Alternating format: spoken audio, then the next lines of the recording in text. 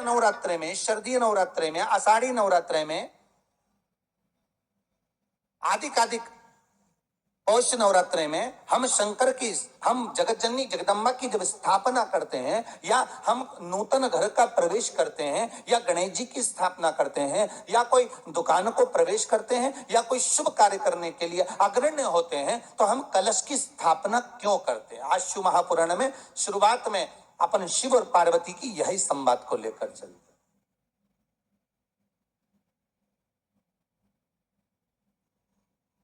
आखिर कलश में ऐसा क्या है? कलश के अंदर आखिर ऐसा क्या विराजमान है कि 33 कोटि देवता उस कलश के अंदर आकर बैठ जाते हैं? महाराज,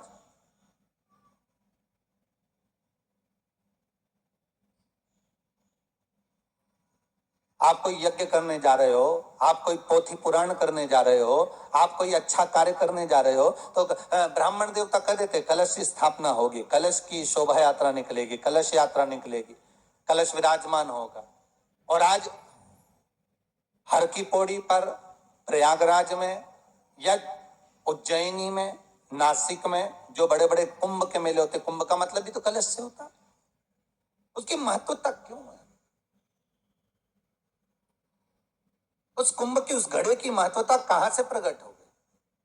शिव महापुराण की कथा कहती है महाराज, भगवान ओघड़दानी शंकर स्वयं आद्य शक्ति जगदम्बा से कहते हैं कि जगदम्बा तू क्या चाहती है बोल। तो जगत जननी जगदम्बा कहती है कि जहां मैं हूं वहां शंकर है, ये आपने कह दिया, पर जहां शंकर है वहां पार्वती का होना जरूरी है। उसके लिए सिद्ध करने के लिए एक स्थान ऐसा बनाया जाए जहां पर शंकर विराजमान है और शंकर के साथ पार्वती विराजमान है। तो शिव जी ने कहा, पार्वती उसके लिए मैं तुझे एक सुंदर कलश का निर्माण कर देता हूं।